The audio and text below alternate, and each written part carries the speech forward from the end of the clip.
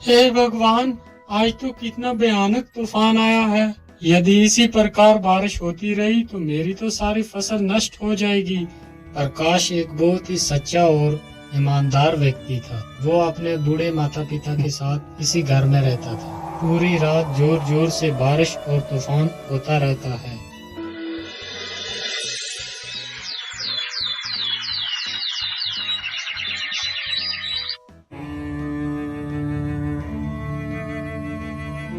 पिताजी, मैं खेतों की तरफ जा रहा हूँ। अभी जल्दी ही लौट कर वापस आ जाऊंगा। इतना बोलकर प्रकाश वहाँ से खेतों की ओर निकल जाता है।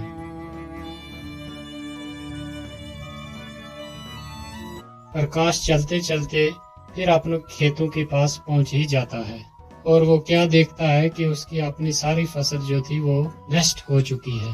हे भगवान, ये क्या हो गया? अब मैं क्या करूँगा? मेरी तो सारी फसल नष्ट हो चुकी है। अनाज कहाँ से लाऊंगा और अपने बूढ़े माता पिता को क्या खिलाऊंगा? बेचारा प्रकाश वहाँ पेड़ के नीचे बैठकर बहुत देर तक रोता रहता है। हे भगवान, मेरे परिवार का सहारा बस ये खेत ही था। आज वो भी नष्ट हो गया। अब मैं क्या करूँगा? अब तो यहाँ रहकर मैं अपने माता पिता का पेट नहीं भर पाऊंगा। मैं ऐसा करता हूँ, अपने बूढ़े माता पिता को साथ लेकर कहीं दूसरे गांव में चला जाता हूँ। इतना कहकर प्रकाश वहाँ से अपने घर की तरफ चल देता है।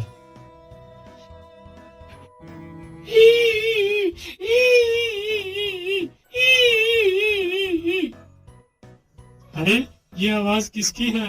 कौन रो रहा है इधर? मुझे तो लगता है कोई मुसीबत में फंसा हुआ है। एक बार जरा देखो तो सही, कौन है ये?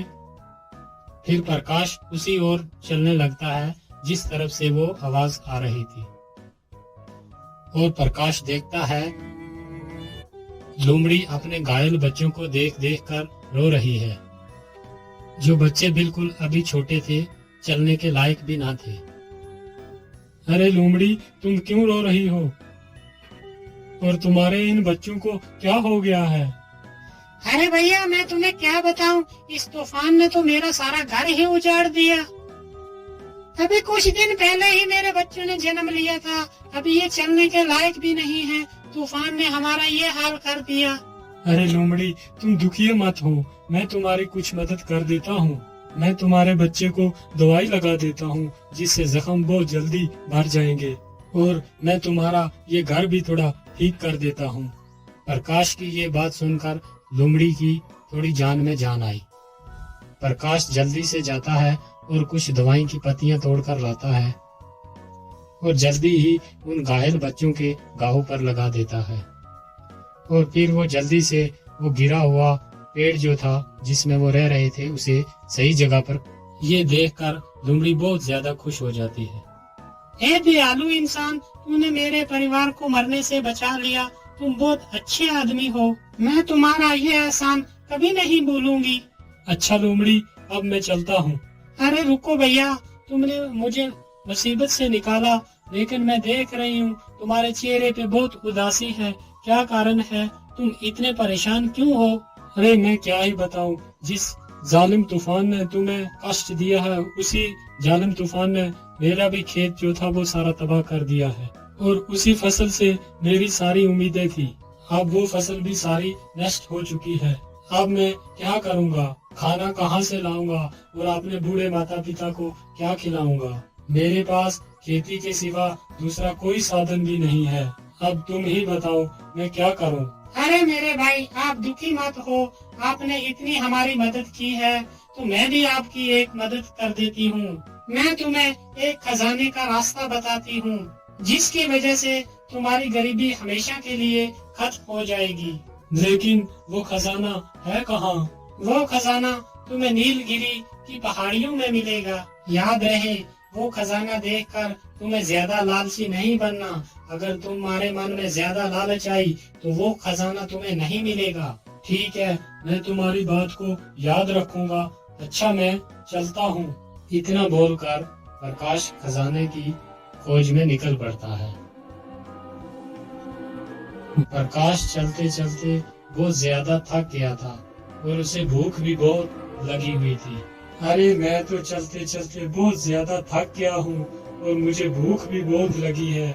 यहाँ तो आसपास कुछ भी नजर नहीं आता। मैं ऐसा करता हूँ कि कुछ आसपास ही खाने को ढूंढता हूँ, शायद कुछ खाने के लिए मिल जाए। इतना सोचकर प्रकाश खाना ढूंढने लगता है।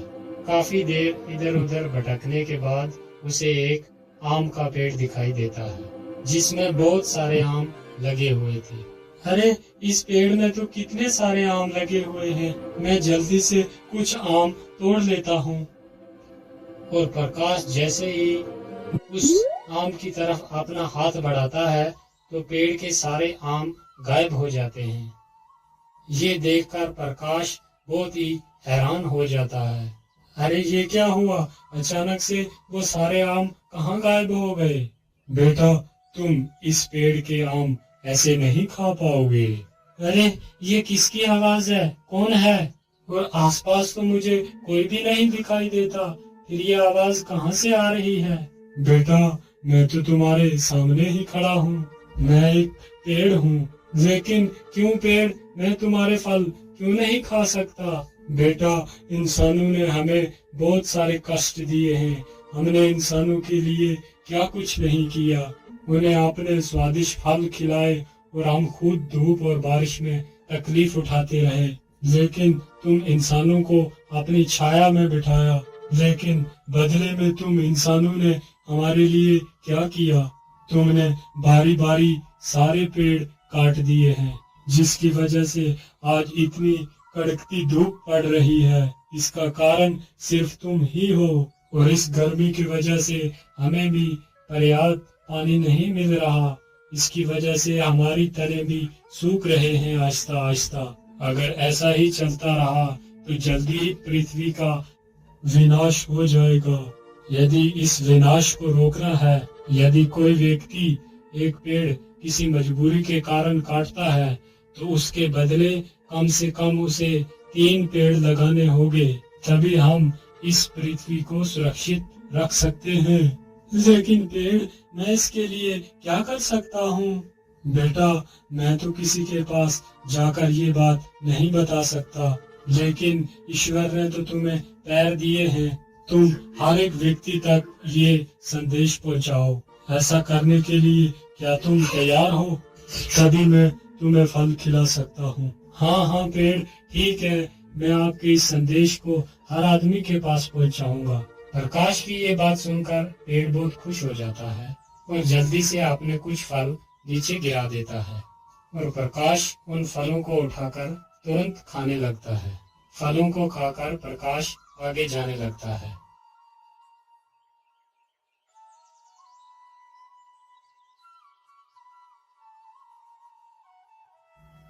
अरे बाप रे बाप, इतनी जोर की धूप पड़ रही है और इस धूप में चलना तो बहुत मुश्किल हो रहा है और मुझे बहुत सारी प्यास भी लगी है। लेकिन नदी तो पास में ही है, चलो थोड़ा सा पानी ही पी लेता हूँ। पानी पीकर जैसे तो सारी थकान दूर हो जाती है। अरे, पानी के भीतर ये क्या है जो इतना चमक रहा है? और प्रकाश अपना हाथ उस पानी में डालता है और जल्दी ही उस चमकते सिक्के को बाहर निकाल। अरे, ये तो सोना है, लेकिन इस नदी के भीतर ये सोना आया कहाँ से? वो नदी उसी नीलगिरी पहाड़ी से होकर गुजरती थी, जिसकी वजह से कभी कभी सोना उस नदी में बहकर आ जाता था। इसका मतलब ये नदी नीलगिरी पहाड़ी से होकर आती है। चलो जल्दी से मैं गुफा के पास जाता हूँ।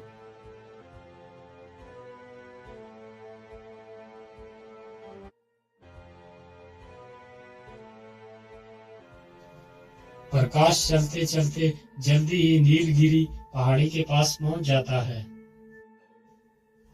मैं इस गुफा के बीच तो आ गया, लेकिन खजाने का कुछ पता ही नहीं है कहाँ पर होगा। अरे ये क्या, एक पत्थर के नीचे से इतना सारा पानी कैसे आ रहा है? कहीं इस पत्थर के पीछे ही वो खजाना तो नहीं छुपा हुआ है। चलो इस पत्थर को ही हटा कर देखता हूँ। प्रकाश जैसे इस पत्थर को हाथ लगाता है, वो पत्थर अपने आप दूर खिसक जाता है। अरे ये क्या, ये पत्थर मेरे छूते ही इतना दूर कैसे हो गया? और देखता है गुफा की हर तरफ सोना ही सोना पड़ा हुआ है। अरे बाप रे बाप, यहाँ पर इतना सारा खजाना पड़ा हुआ है। कहीं मैं कोई सपना तो नहीं देख रहा? क्या ये हकीकत है? अरे नहीं नहीं, ये कोई सपना नहीं है, ये हकीकत ही में ही सोना है। चलो मैं अपनी जरूरत के हिसाब से ही सोना ले लेता हूँ। और प्रकाश एक पोटली भरकर सोना ले लेता है। आहा, इतना सोना मेरे जीवन के लिए बहुत काफी है। इतना कहकर प्रकाश सोने की पोटली अपने सिर पर रखकर वहां से निकल पड़ता है। रुक जाओ, कौन हो तुम और इस पोटली में क्या लेकर जा रहे हो? क्या हुआ, तुम कुछ बोल क्यों नहीं रहा? इस पोटली के भीतर क्या छुपा के रखा है तुमने? अरे सरदार, ये ऐसे आदमी नहीं बताएगा। हम इसकी पोटली छीनकर खुद ही देख लेते हैं कि इसकी पोटली के भीतर क्या रखा है। हाँ जोरावर सिंह, तुम जल्दी से इसकी पोटली छीन कर ले आओ। बेचारा प्रकाश डर जाता है और उस पोटली को उस डाकू को दे देता है। अरे वाह, इसमें तो बहुत सारा सोना है। अरे युवक, तुम्हें ये सोना कहाँ से मिला? जल्दी से बताओ, वरना मारे जाओगे। भाई, ये सोना तो मुझे इसी गुफा से ही मिला है। वहाँ पर तो ढेर सारा सोना पड़ा है। मैंने अपनी जरूरत के हिसाब से थोड़ा ही सोना लिया है। क्या कहा? इतना सारा सोना? और जिस सोने को हम वर्षों से ढूंढ रहे हैं, और वो सोना तुम्हें मिल गया? हाँ भाई, वो सोना मुझे ही मिला है। और चल जल्दी जल्दी, और वो बता मुझे सोना कहाँ पर है, नहीं तो तुम्हें मारकर इसी गुफा में दफना देंगे। ठीक है भाई, अब मुझे कुछ मत करना, मैं आपको उसी गुफा के अंदर ले चलता हूँ। और जल्दी से जाकर उस बड़े पत्थर के पास रुक जाता है। क्या हुआ, तुम यहाँ पर क्यों रुक गए? यहाँ पर तो कोई सोना नजर नहीं आ रहा। अरे भाई, इस पत्थर के पीछे ही तो वो खजाना छुपा हुआ है। क्या इस पत्थर के पीछे वो खजाना है? लेकिन तू इस पत्थर के पीछे गया कैसे, और तुमने अकेले ने ये रास्ते से हटाया कैसे? अरे दुष्ट, तू मुझे मूर्ख बना रहा है कि तूने अकेले ही नहीं ये इतना बड़ा पत्थर हटा लिया, जबकि हम सारे लोग मिलकर इस पत्थर को दिन भर नहीं हिला सके, और तूने इस पत्थर को अकेले ही हटा दिया। नहीं भाई, मैं झूठ नहीं बोल रहा, मैंने सचमुच अकेले ही इस पत्थर को हटाया था और इसके अंदर मैं गया था। यदि ऐसी ही बात है तो तू मेरे सामने ही इस पत्थर को हटा, जरा मैं भी तो देखूं कि तूने अकेले ही इतने बड़े पत्थर को कैसे हटा दिया। ठीक है भाई, मैं अभी इस पत्थर को हटाता हूँ। इतना कहकर प्रकाश जैसे ही उस पत्थर को छूता है, वो पत्थर अपने आप दूर खिसक जाता है। पत्थर दूर खिसकते ही गुफा का सारा खजाना साफ साफ दिखाई देता है। खजाना देखकर तीनों डाकू तो पागल ही हो जाते हैं। अरे वाह वाह वाह, इतना सारा खजाना है। आखिरकार ये सोना हमारे हाथ लग ही गया। अब तो हम ही इस सारे खजाने को उठाकर ले जाएंगे। डाकू के इतने बोलते ही गुफा का दरवाजा अपने आप बंद हो जाता है। तीनों दुष्ट डाकू उसी गुफा के अंदर फंस जाते हैं और प्रकाश अपनी उस सोने की पोटली को उठाता है और वहाँ से भाग जाता है। और वो डाकू तीन के तीन अंदर ही उस गुफा के दम घुट के मर गए।